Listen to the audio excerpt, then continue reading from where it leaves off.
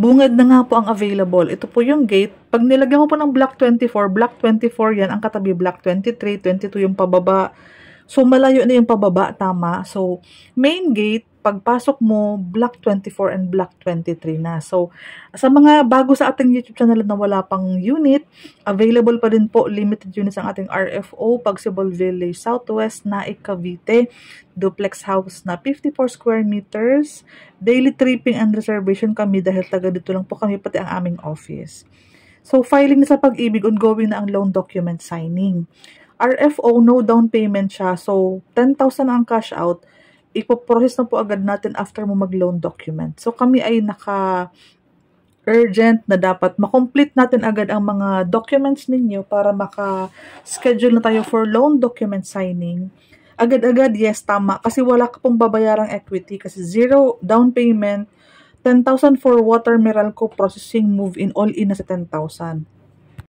So, ipoprocess po siya ng November, December, January, February. So, mga around March, April, turnover na po ng bahay. So, 5 to 6 months nakalipat ka na. Yes, legit po yan dahil nga po inuulit ko, wala kang kailangang bayaran na equity kasi wala siyang down payment. So, ang mangyayari, ipoprocess po natin agad ang Pag-ibig housing loan mo, pasok agad sa Pag-ibig, antay ka na lang ng loan take-out, okay po? Supposedly, kapag may down payment ka, let's say 100,000, babayaran mo siya ng 5 months kasi 100,000 divide 5 months, 20,000 per month. Supposedly, kung may mga down payment ang ina-avail natin, ganoon siya.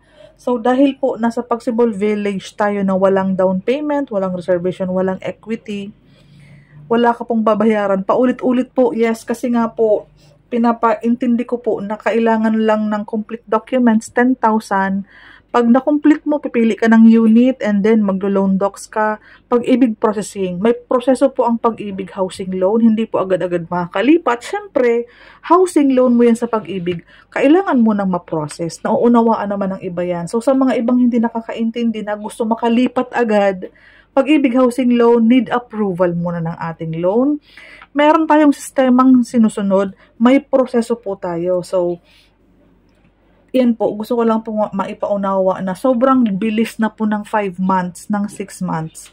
In comparison sa ibang project na meron tayo may mga down payment. Sobrang swerte na po natin na may mga project na gaya nito ni Pagsibol Village na at the moment na binavlog ko ito, ngayon po ay October 27, ongoing po ang loan document signing.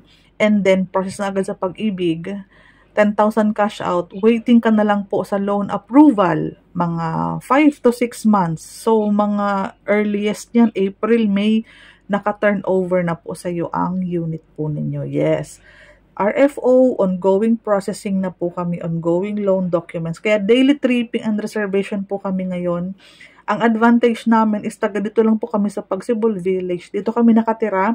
Ang office namin katabi ng bahay namin. So, 8 a.m. hanggang may mga buyer pa. Open po ang aming office. Ayan po. From time to time po, lagi po kami nag-upload ng vlog habang may available pa. Kasi limited units, last batch na po ang available nating mga inventory. Ang good news niyan, balikan mo yung sa first video kanina, sa introduction. Yun po ang mapa, yun po ang available inventory.